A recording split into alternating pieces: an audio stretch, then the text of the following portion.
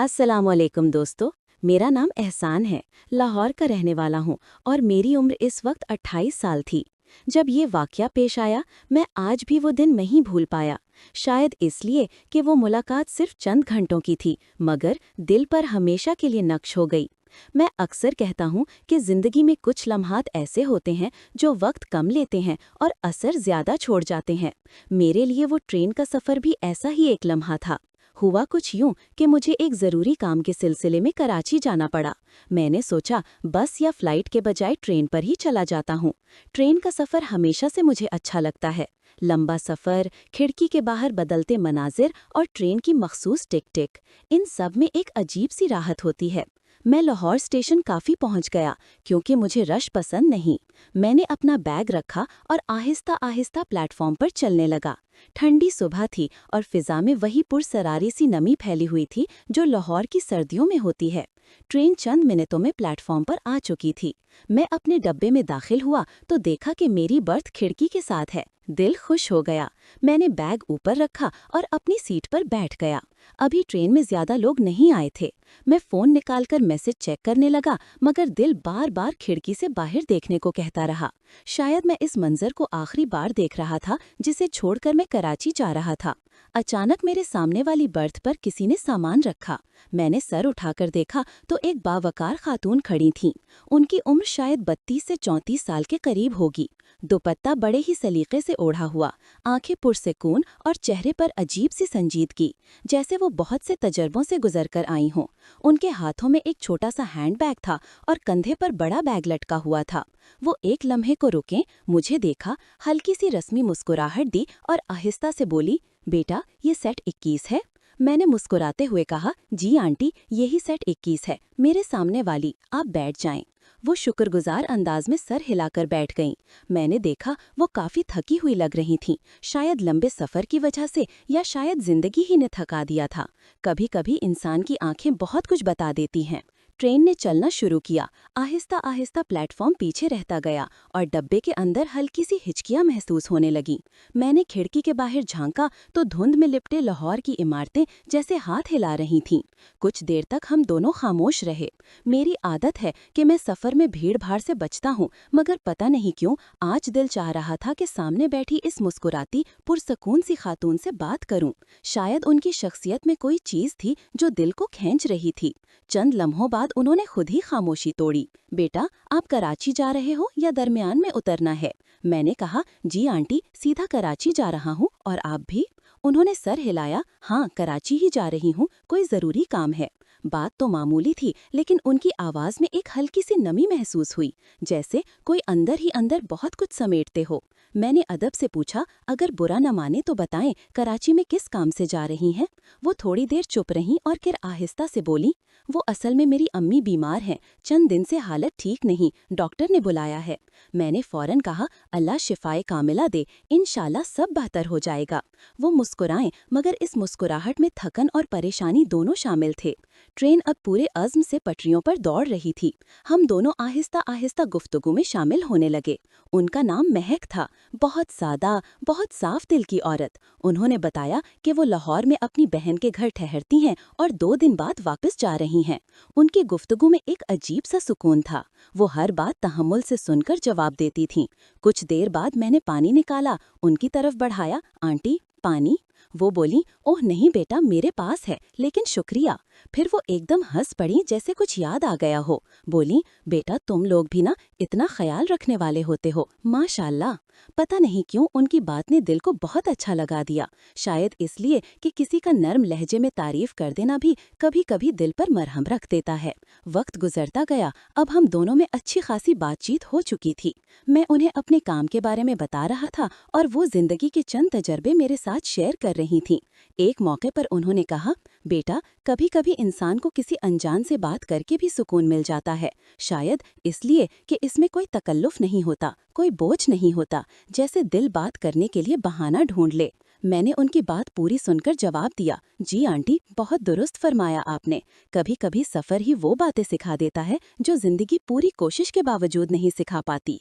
वो मेरी तरफ देखकर खामोशी से मुस्कुराईं। कुछ देर बाद ट्रेन एक छोटे से स्टेशन पर रुकी। चाय वाले ने आवाज़ लगाई, गरम गरम चाय। महक आंटी ने मुझसे पूछा, चाय पियोगे? मैंने हंसते हुए कहा, अगर आप भी पिए तो मैं ज़रूर पीऊँगा। वो बोली, ठीक है, 2 चाय ले आओ।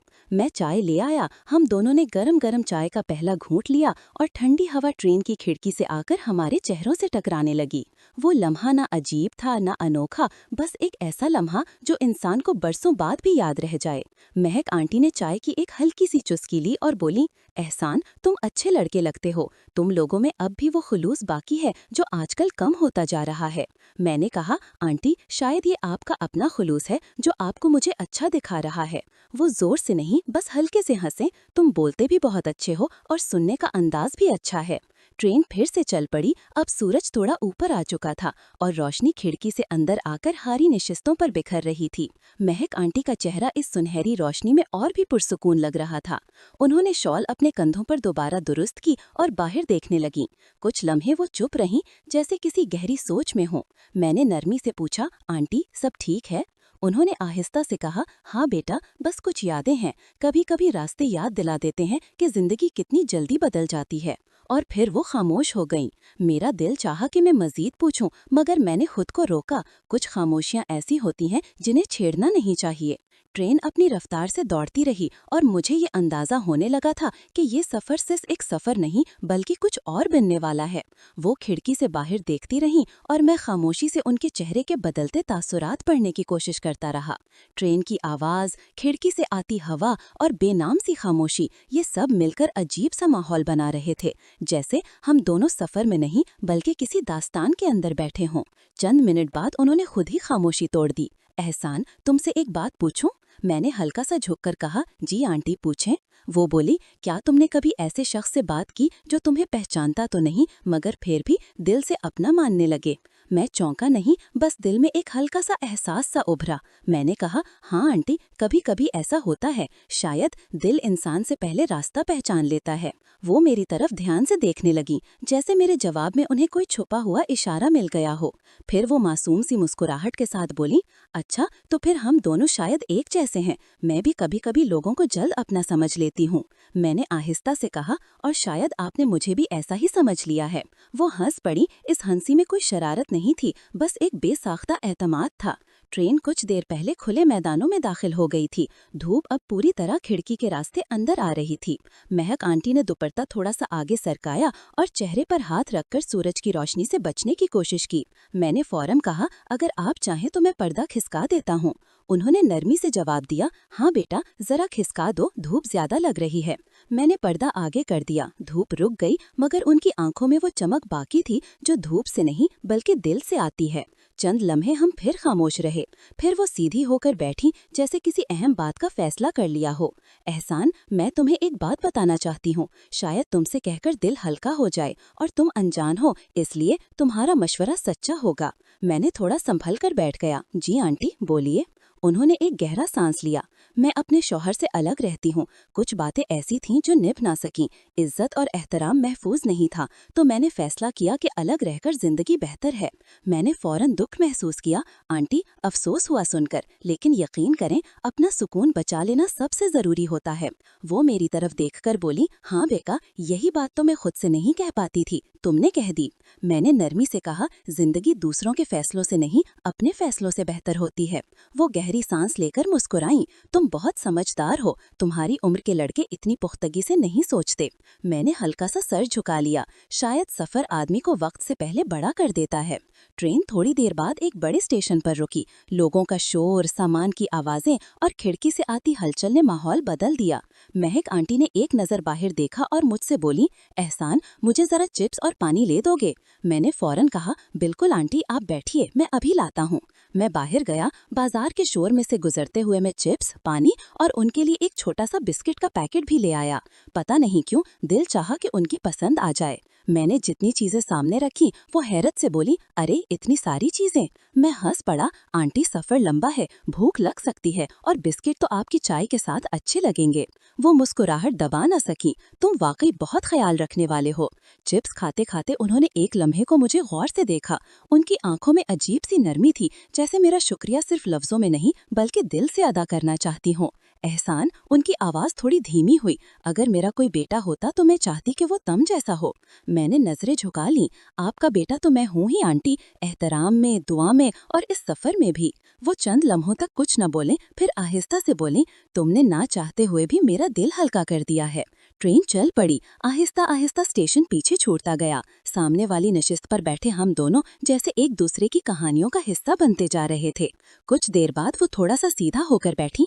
एहसान, तुम्हें मालूम है, कोई इंसान जब जिंदगी की मुश्किलों से थक जाता है तो वो दूसरों की एक छोटी सी नरमी को भी नेमत समझ लेता है। तुमने मुझे इस सफर में वो नरमी दे दी है। मैंने कहा, आंटी, कभी कभी अल्लाह ऐसे लोगों से मिला देता है जिनकी हमें जरूरत होती है, चाहे वो सिर्फ चंद घंटों के लिए ही क्यों ना हो। वो एक पल के लिए मुस्कुराएं और अगले ही लम्हे उनके होंठ कांपे, जैसे किसी बहुत पुराने दुख की याद ने उन्हें छुआ हो। एहसान, एक बात और बताऊं? मैं फौरन मुतवज्जे हुआ। जी आंटी। मैं अक्सर लोगों से घुलती मिलती नहीं, मगर तुमसे न जाने क्यों दिल खुलता जा रहा है।